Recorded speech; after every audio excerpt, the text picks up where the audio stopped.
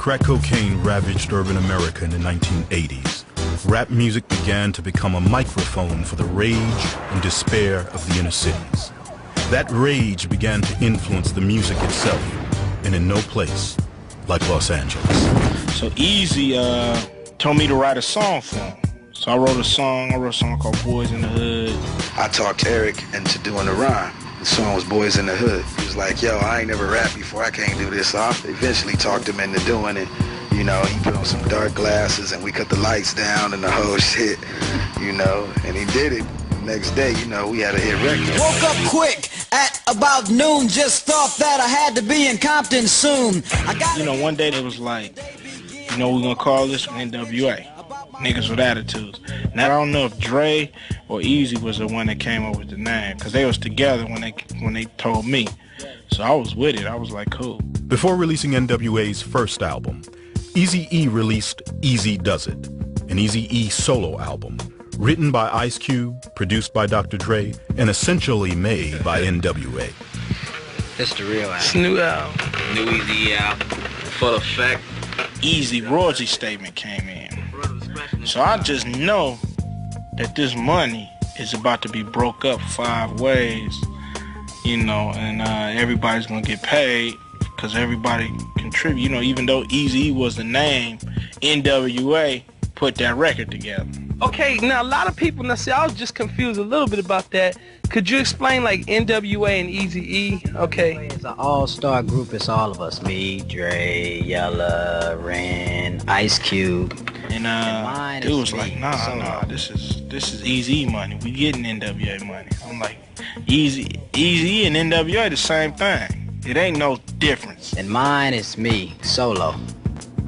That's my album. It's by myself, solo. What he wanted to do was keep the Eazy-E money for himself, and then when the NWA record money came in, he wanted to split that and cut himself into that. So that's when it just started getting real hectic.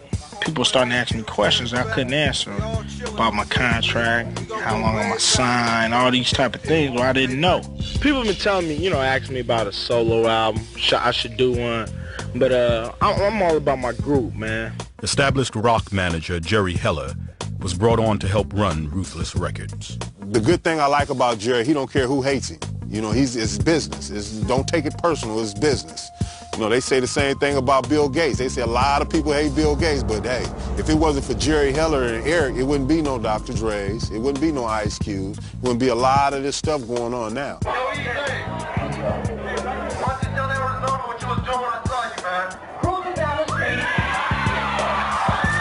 We were on the Straight Outta Compton tour, and some of the people from Priority Record came down there with the platinum records, and they came down and they set these $75,000 checks in front of all of us. What's this for? And he was like, okay, this is for, you know, record sales and for an advance on the next record. So we like, cool. But there was a but on the end of that. But NWA is not a group legally because there are no contracts signed. See, up until then, everything was just verbal on a homeboy level. This is what we're going to do, this is how we're going to do it, and that's it, and this is how we're going to get paid. So Jerry Heller comes in, and he goes, yo, you guys are not a group until these contracts are signed. You can't get these checks until these contracts are signed. So seeing $75,000 sitting on the table, and you know, we some kids out of Compton. We've seen most at one time, $2 grand.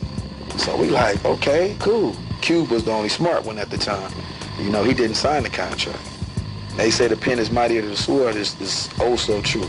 You know, that moment messed us up for a long time. Cube was just more business oriented than all of them, and you know, he did it right. You know, hey, I'm not signing nothing. I caught Jerry Heller, Eazy-E handing the cookie jar, and I was willing to say, you know, fuck it, I caught y'all, you know, just pay me what you owe me and we can keep on rolling. But, you know, they wanted to save face. They felt like if they paid me, they would have to pay everybody else. And, you know, so they was kind of pretty much like, fuck you, nigga, what you gonna do, go solo?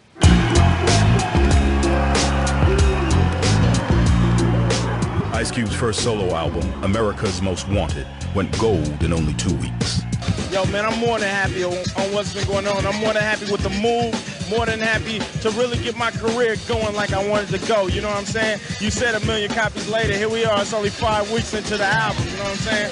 So, you know, I can't do nothing but be happy, you know? And some people told me, yo, I made a bad decision, what you think? When NWA split, different crews went with different people, and, you know, they was in conflict with each other. On the America's Most Wanted album, I didn't diss them at all. I didn't say nothing about NWA. Not even one word about nobody in the group. So for them to come out on they shit, you know, 100 miles and running and diss me, you know, that was their attitude. So now it's 4 'cause the 5th couldn't make it. The number's even, now I'm leaving. You know, I did a little diss back in Jacking for Beats. And if I jack you and you keep coming, I have you march 100 miles and run. Hey, yo, this is MC Ren from NWA, and you back with me on Out West, you know what I'm saying? That fool Ice Cube put a diss on this record, yo. Hey, but why don't y'all tell them what we think about Ice Cube? You know what I'm saying? That's what time it is, you know what I'm saying? And that fool mine is playing tricks on him on Out West. Check it out.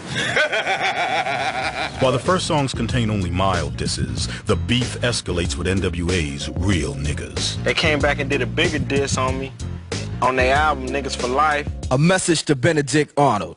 Yo, be original. Your shit is sloppy. Get off your dick, you motherfucking carbon copy. Only reason niggas picked up your record is cause they thought it was up. Trying to be like us, sound like us, dress like us. And then I came back with the death certificate. On his Death Certificate album, Ice Cube recorded No Vaseline, a vicious attack on NWA and Jerry Heller. Goddamn, I'm glad y'all set it off. Used to be hard, now you just went soft. No Vaseline. Living with the whites, one big house, and not another nigga in sight. I started off with too much cargo, drop 4 niggas, now I'm making all the dough. No Vaseline. Yellow boys on your team, so you're losing. Hey, yo, Dre, stick to producing, calling me owner's boy. You Benedict, Eazy-E saw your ass and went in it quick. It was from the heart. Cause you're getting fucked out your green by a white boy with no Vaseline. When we heard it, we was like, woo. When I first heard No Vaseline, I laughed, and the first thing I did is picked up the fucking phone. I called E. I said, hey, what's up? I said, you and Q fucking or something? After No Vaseline, shit, that was it. Now let's play Big Bank, take Little Bank.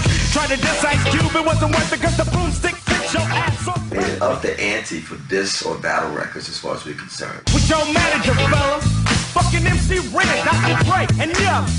But if they were smart as me, Eazy-E'll be hanging from a tree with no Vaseline. Just a match and a little bit of gasoline. Light 'em up, burn 'em up, flame more.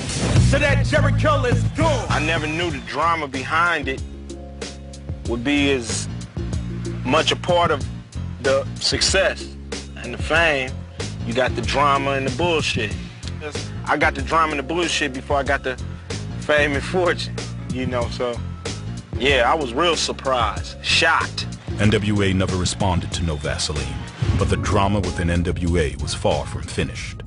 One person decides he deserves a little bit more money than the other person, and that's when everything gets all, you know, crossed up. Don't trust no motherfuckers, because everybody in the music industry is out to get you. Several years after signing with Eazy-E and Jerry Heller, Dr. Dre also found fault with NWA's compensation practices. The white boy came in and kind of fucked it up. And his name is? Jerry Heller. I don't know Jerry.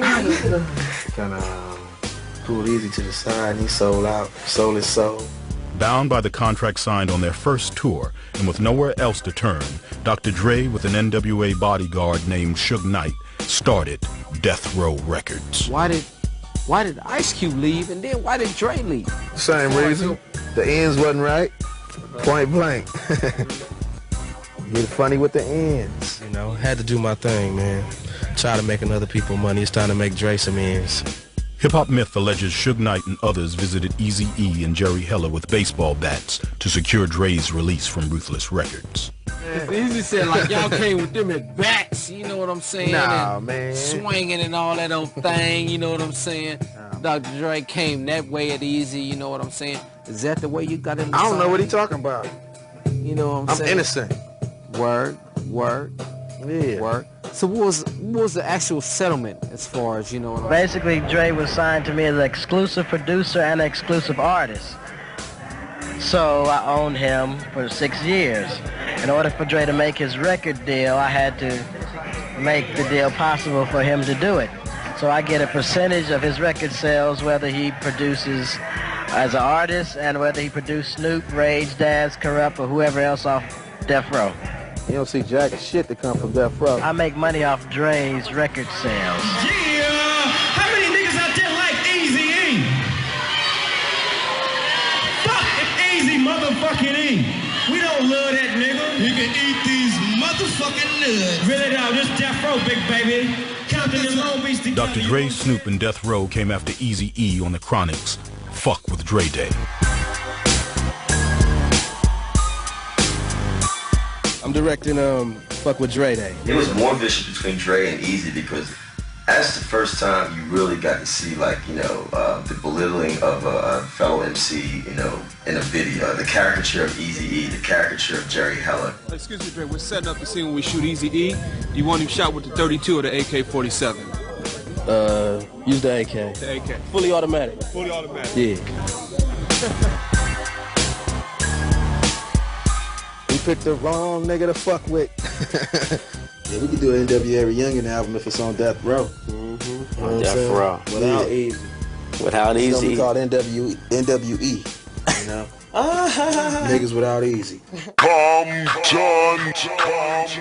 Eazy-E responded on wax and video with real motherfucking G's. Damn, E, they tried to fade you on Dre Day. But Dre Day only met Eazy's day. All of a sudden, Dr. Dre is the G thing, but on his own album covers, he was a she thing. Anyway, don't you remember Dre was back in the day? He used to be in a world-class wrecking crew. They used to wear lipstick, lace, mascara, biker shorts, and everything. See, a lot of people don't remember all that when he did the Cabbage Patch and the Fly and Dr. Dre. And he didn't start hollering Compton until he got with me. That's explaining how it is in Compton. Oh yeah, you remember on a song called NWA did called Express Yourself, he said, I never smoke weed or cess because it's known to give a brother brain damage, and brain damage on the mic don't manage. Now he's smoking weed and low ride, and all of a sudden in 93 and claim to be an OG. OGs do stuff back in the day. Dre is a BG. I mean a baby gangster. Journalist Kevin Powell interviewed Eazy-E for Vibe magazine just before Eazy's death in 1995. And he was deeply hurt by the belittling of him because Ice Cube had dissed him. You know what I'm saying? With No Vaseline very hard. And then Dre and Snoop dissed him. It didn't seem the way, you know, like he had recovered emotionally the way maybe Shan or KRS-One could have recovered, or LL and Kool Moe Dee and stuff like that. And I think that was the first time I began to think, like, man, this is kind of going in a different direction now.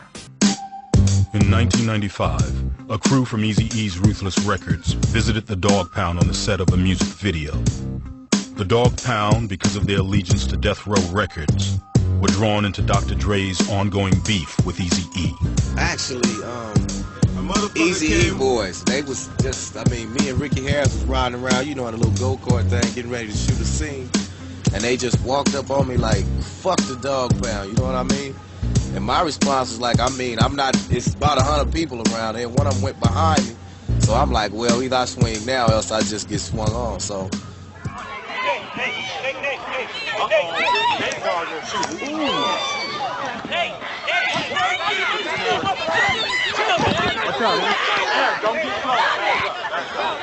But Eazy-E, rest in peace, I don't know how much he had to do with influencing them to talk about us. But they was down with him and we was down with Dre, so they was trying to do their diss thing.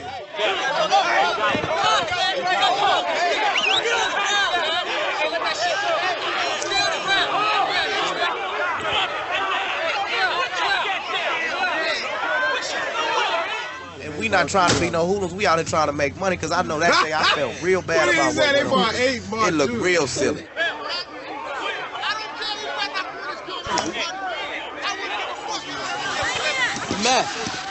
I love this game.